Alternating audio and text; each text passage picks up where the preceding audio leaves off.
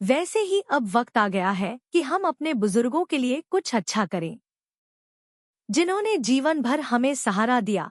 क्या हम अब उनका सहारा नहीं बन सकते? आपका एक लाइक और सब्सक्राइब सिर्फ बटन दबाने से कहीं ज्यादा है। ये उन आवाजों को ताकत देता है जो अक्सर अनसुनी रह जाती हैं।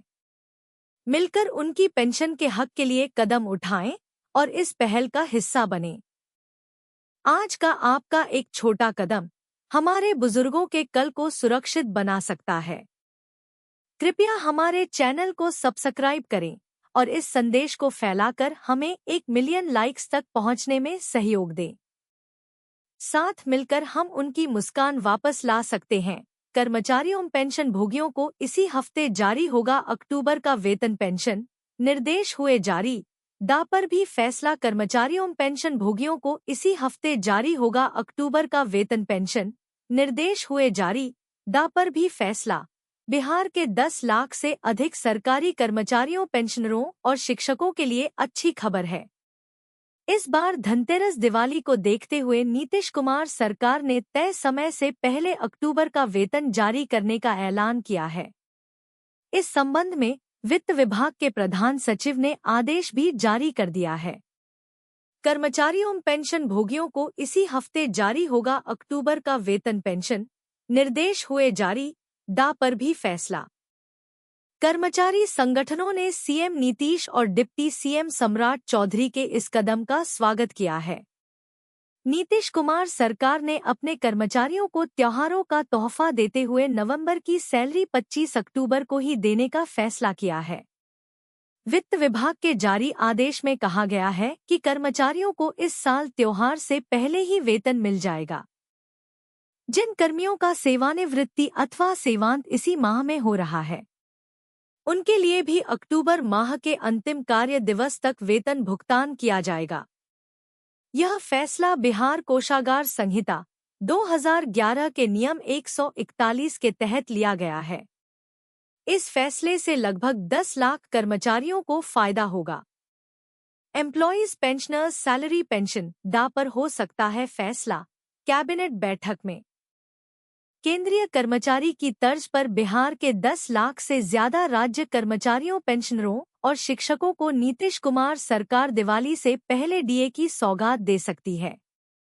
खबर है, आज मंगलवार शाम को होने वाली कैबिनेट बैठक में कर्मचारियों और पेंशनरों के महंगाई भत्ते और महंगाई राहत की दरों में संशोधन का प्रस्ताव आ सकता है, जिसके बाद डीए 50% से बढ़कर 53% हो जाएगा। चूंकि डीए जुलाई 2024 से बढ़ेगा, ऐसे में 3 महीने का एरियर भी मिलेगा। इसका लाभ 7वां वेतनमान पाने वाले कर्मियों को मिलेगा। वर्तमान में बिहार में 7वें वेतनमान के कर्मचारियों और शिक्षकों की संख्या 5 से 5 लाख है, जबकि पेंशनधारियों की संख्या 4 लाख के करीब है। ऐसे में अगर डीए बढ़ता है तो 14 लाख कर्मचारियों, पेंशनर्स को लाभ मिलेगा। ईपीएस 95 पेंशन भोगियों का क्या गुनाह? सरकार क्यों नहीं सुन रही पेंशन भोगियों की मांग? ईपीएस 95 पेंशन भोगियों का क्या गुनाह? सरकार क्यों नहीं सुन रही पेंशन भोगियों की मांग? कर्मचारी पेंशन योजना 1995 न्यूनतम पेंशन आंदोलन पर इंद्रनाथ ठाकुर का कहना है कि चुनाव चलते रहेंगे, देश भी आगे बढ़ता रहेगा।